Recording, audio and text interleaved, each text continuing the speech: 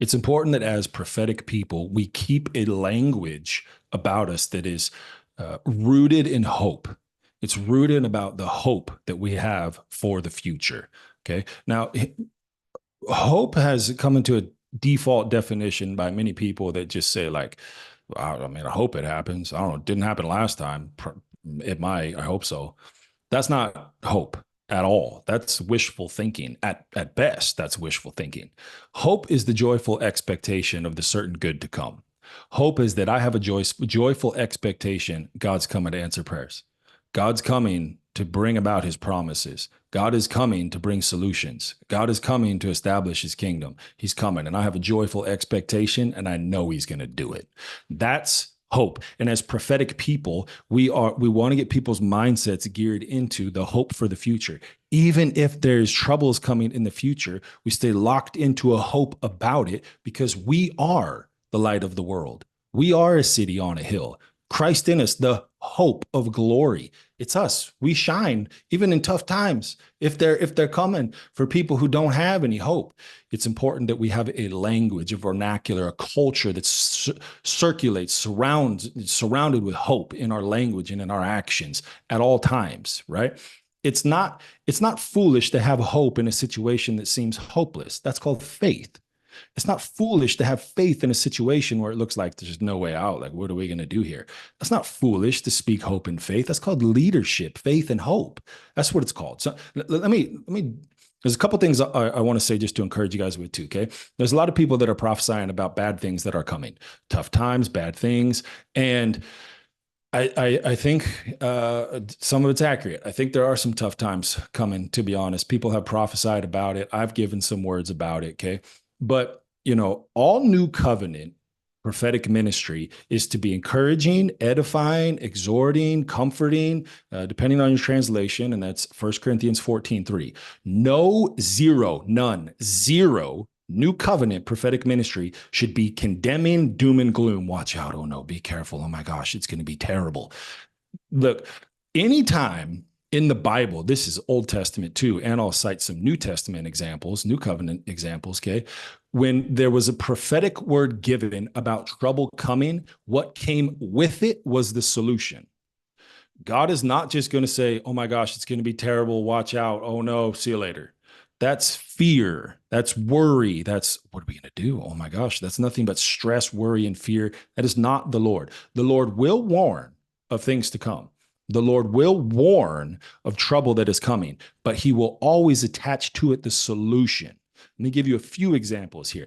Acts 11, there's a group of prophets. They are prophesying. One of them's name is the prophet Agabus. God shows him that a famine is coming to a region. So what is it they do? They gather a collection and they gather some resources and send them to the believers in that region.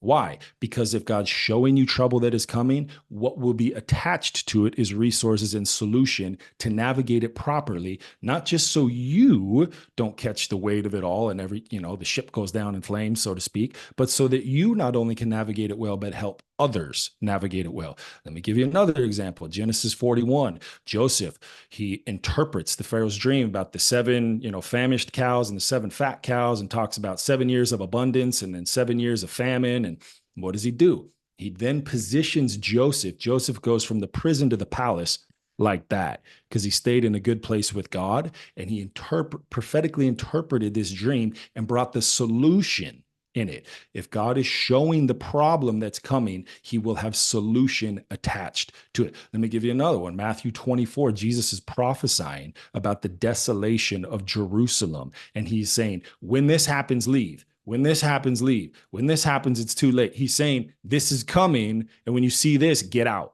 He is warning them because that's encouraging and comforting and exhorting. Oh my gosh, bad times are coming, but I know exactly when to leave to avoid them. Oh my gosh, there's a famine coming, but Jesus is amazing. He sent us resources to navigate it and be resources to others in the midst of it. Oh my gosh, there's going to be 7 years of abundance and 7 years of famine. And God showed us what to do so that an entire nation prospers in the midst of a famine. If God is showing somebody about problems coming in the future, new covenant prophetic ministry, what should be attached to it is solution and heads up in the midst of it.